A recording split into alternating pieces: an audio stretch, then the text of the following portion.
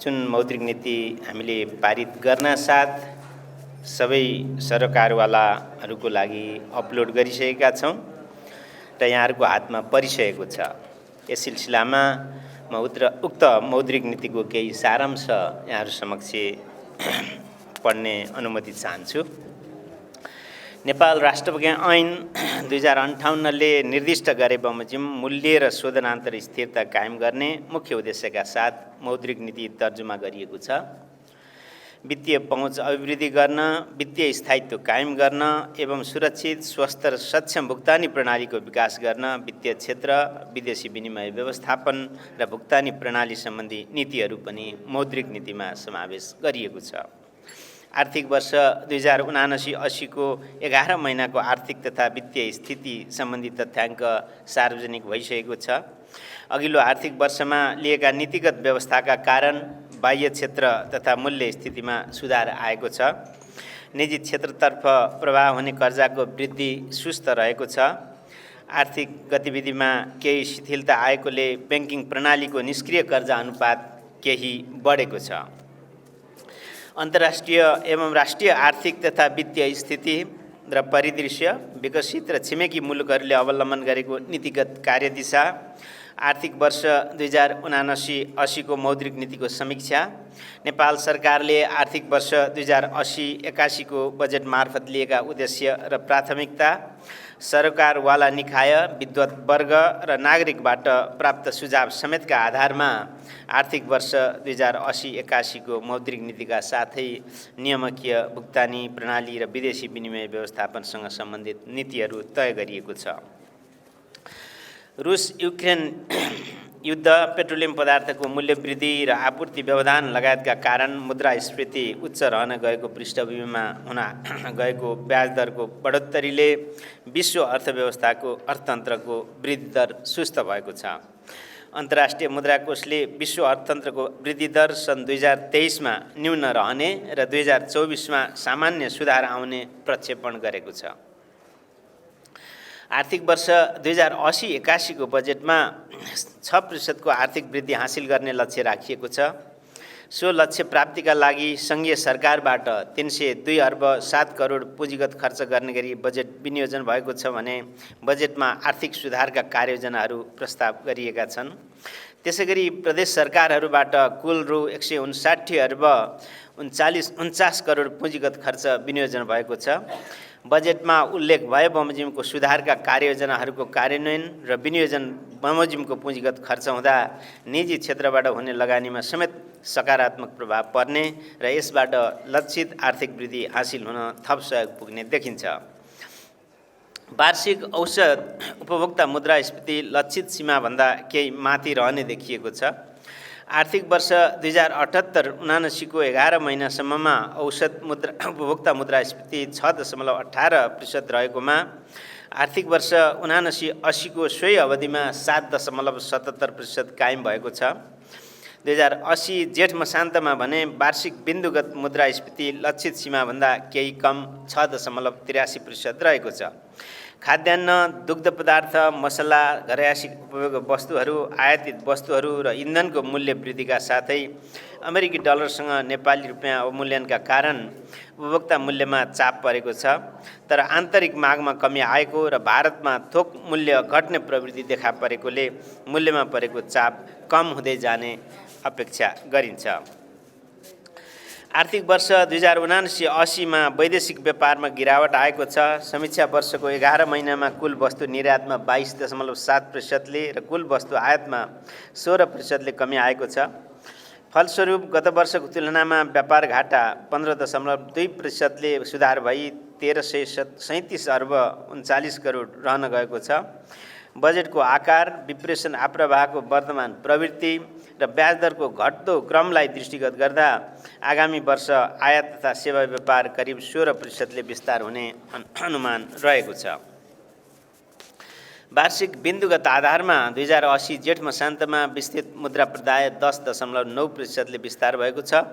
यस अवधिमा ब्याङ्क तथा वित्तीय संस्थाले परिचालन गरेको कुल निक्षेप 12.2% र निजी क्षेत्रतर्फ प्रवाह भएको कर्जा 3%ले वृद्धि भएको छ।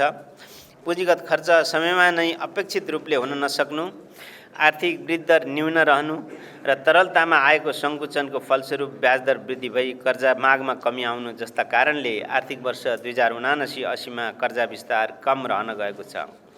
विप्रेसन अप्रवाहको प्रवृत्ति, तरलतामा आएको सुधार एवं ब्याज दरको घट्दो क्रम तथा बजेट वक्तव्यमा प्रस्तावित सुधार कार्ययोजना र सङ्घ तथा प्रदेश सरकारको विनियोजन बमोजिमको हुने पुँजीगत खर्चका कारण आर्थिक गतिविधि चलायमान भई निजी क्षेत्रबाट हुन सक्ने कर्जाको माग र ब्याङ्क तथा वित्तीय संस्थाको कर्जा प्रवाह गर्न सक्ने क्षमतालाई दृष्टिगत गर्दा आर्थिक वर्ष 2080-81मा निजी क्षेत्रतर्फ जाने कर्जा रु 562 अर्बसम्मले वृद्धि हुने प्रक्षेपण गरिएको छ। नीतिगत व्यवस्थाको परिणामस्वरूप बाह्य क्षेत्रमा परेको दबाव कम भएको छ। भुक्तानी सन्तुलन 2079 असोजदेखि बचतमा रहन थालेको छ। बाह्य क्षेत्रमा आएको सुधारसँगै ब्याङ्किङ प्रणालीमा तरलता सहज हुँदै गएको छ। फलस्वरूप अल्पकालीन ब्याज दरहरू घटेका छन् भने दीर्घकालीन ब्याज दरहरू समेत घट्ने क्रममा रहेका छन्। यसरी बाह्य क्षेत्र र तरलतामा आएको सुधारबाट आन्तरिक आर्थिक गतिविधि चलायमान हुँदै जाने अपेक्षा रहेको छ। चालु खाता घाटामा नै रहेको र कुल गार्हस्थ उत्पादनमा आयातको अनुपात उच्च रहेको सन्दर्भमा बाह्य क्षेत्रमा भएको उपलब्धिलाई सुरक्षित राख्दै आर्थिक गतिविधिलाई चलायमान बनाउन सहयोग पुग्ने गरी कुल आन्तरिक माग व्यवस्थापन गर्ने रणनीति अवलम्बन गरिएको छ। विप्रेसन अप्रवाहका कारण मुद्राको आपूर्ति बढेको छ, तर सोही बमोजिम मुलुकभित्रै मूल्य अभिवृद्धि हुन नसकेकोले आन्तरिक उत्पादन क्षमता र मागका बीचमा अन्तर बढ्दै गएको छ। फलस्वरूप बाह्य क्षेत्रतर्फको चालु खाता विगत केही वर्षदेखि निरन्तर घाटामा रहँदै आएको छ। स्थिर विनिमय दर नीति अवलम्बन गरिएको सन्दर्भमा चालु खाता निरन्तर घाटामा रहनुले बाह्य क्षेत्र मात्रै नभएर आन्तरिक स्थायित्वमा समेत जोखिम रहने हुन्छ। यसर्थ आन्तरिक माग एवं आपूर्तिबीच सन्तुलन कायम राखी समग्र माग व्यवस्थापन गर्दै समष्टिगत आर्थिक स्थायित्व हासिल गर्नतर्फ मौद्रिक नीति केन्द्रित गरिएको छ। नेपालको गार्हस्थ बचत लामो समयदेखि कुल गार्हस्थ उत्पादनको 10% भन्दा न्यून रहँदै रहेको स्थिति छ। न्यून बचत र उच्च लगानी मागका कारण स्रोत अन्तर बढ्दै गएको छ। यस सन्दर्भमा बचत प्रोत्साहनका लागि निक्षेपको वास्तविक ब्याज दर धनात्मक हुने गरी नीतिगत कार्यदिशा तय गर्ने रणनीति अवलम्बन गरिएको छ। कुल गार्हस्थ उत्पादनको तुलनामा नेपालमा निजी क्षेत्रतर्फ प्रवाह भएको कर्जाको आकार दक्षिण एसियामै उच्च रहेको छ। ब्याङ्क तथा वित्तीय संस्था, सहकारी संस्था, बिमा कम्पनी, नागरिक लगानी कोष र कर्मचारी सञ्चय कोषबाट प्रवाह भएको कर्जा समेतलाई गणना गर्दा नेपालको निजी क्षेत्र अधिक ऋणभारमा परेको स्थिति छ। अधिक ऋणभारको स्थिति, कर्जा र वास्तविक क्षेत्रबीचको कमजोर सम्बन्ध र वित्तीय क्षेत्रमा पछिल्लो समय देखा परेको गैर व्यावसायिक गतिविधिका कारण निष्क्रिय कर्जा बढ्न थालेको छ। उपयुक्त पृष्ठभूमिमा वित्तीय स्थायित्व कायम राख्ने कार्यलाई प्राथमिकतामा राखिएको छ। पछिल्लो 20 वर्षमा ब्याङ्किङ क्षेत्रबाट औसतमा 19.4%ले कर्जा विस्तार भएको छ। निजी क्षेत्रतर्फ प्रवाहित कर्जा र कुल गार्हस्थ उत्पादन बीचको औसत अनुपात बढ्नुका अतिरिक्त ठुला आकारका कर्जाहरूको सङ्ख्या पनि बढेको छ। तर कर्जाको विस्तार भए अनुरूप वास्तविक क्षेत्रको विस्तार हुन सकेको छैन। वास्तविक क्षेत्र विस्तार नभई वित्तीय क्षेत्रको मात्र विस्तार हुँदा वित्तीय सम्पत्तिको गुणस्तर कमजोर हुन गई वित्तीय स्थायित्वमा मात्र नभएर यसले अन्ततः वास्तविक क्षेत्र तथा सरकारी वित्तमा समेत दीर्घकालीन रूपमा प्रतिकूल प्रभाव पार्न सक्ने जोखिम रहन्छ। यसर्थ कर्जाको वृद्धिभन्दा कर्जाको उत्पादनशील उपयोग बढाउने, साना तथा मझौला उत्पादनशील कर्जामा जोड दिने र कर्जाको अधिक केन्द्रीकरण घटाउनेतर्फ जोड दिइएको छ। कोभिड सङ्क्रमण र रुस युक्रेन युद्धका कारण बिथोलिएको बजार आपूर्ति श्रृङ्खला अझै लयमा फर्किसकेको छैन। खास गरी पेट्रोलियम पदार्थ र खाद्य वस्तुको मूल्यमा भएको उच्च वृद्धिका कारण विकसित एवं विकासशील राष्ट्रहरूले सामना गर्नु परिरहेको उच्च मुद्रास्फीतिमा केही सुधार आए तापनि लक्ष्यभन्दा माथि नै रहेको छ।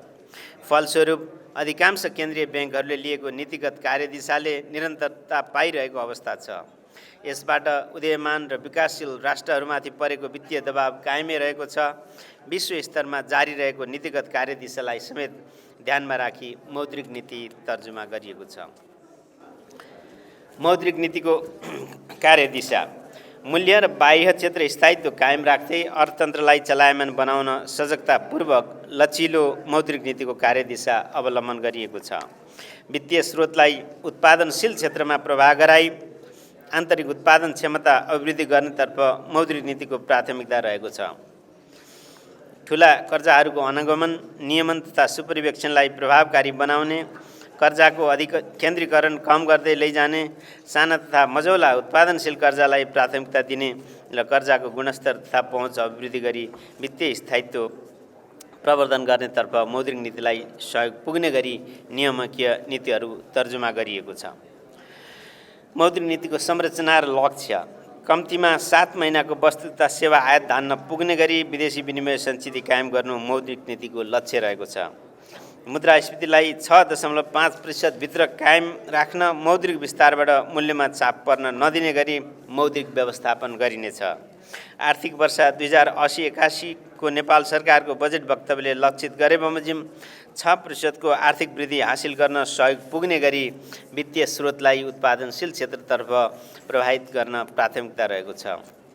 आर्थिक वर्ष 2080-81 मा विस्तृत मुद्रा प्रदाय 12.5% र ब्याङ्क तथा वित्तीय संस्थाबाट निजी क्षेत्रतर्फ जाने कर्जा 11.5% सम्मले वृद्धि हुने प्रक्षेपण रहेको छ।